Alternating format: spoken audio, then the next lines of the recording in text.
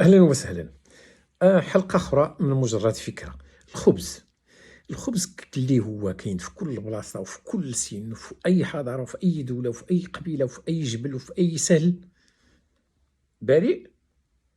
زعما ما عنده علاقة حتى بشي حاجة، هو غير الخبز. لا، غادي نشوفوا على أن الحروب، الصراعات، الدبازات والاختراعات والتفكير العلمي كل شيء داير على الخبز.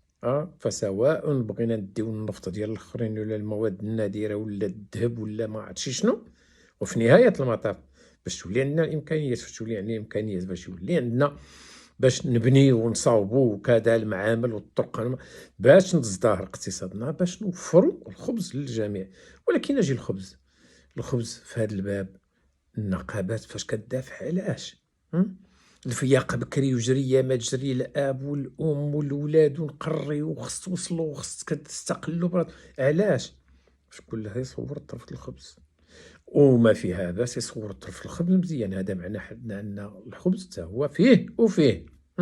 خبز الفقراء حرفي، ولكن واخا تنقولوا على ان اللهم الخبز بوحدو ولا الجوع كامل، ولكن كاين الخبز الاغنياء، مواد رفيعة وراقية وطبخ من داك الشيء الرفيع وطباخة متخصصين إلى آخره. إذن الخبز سلطة في نهاية المطاف. سلطة في الدول الغنية، هو سلطة على الدول الفقيرة اللي فيها الخبز الحافي بصفة عامة. ولكن اللي كيهمنا في هادشي كله هو أن الخبز عشرة، كنقولوا خبز وملح، عشرة كيجمع الأسرة وكيجمع الحباب وكيخليهم يتقاسموا كل شيء. اللي ما متقاسم شيء ماشي خبز.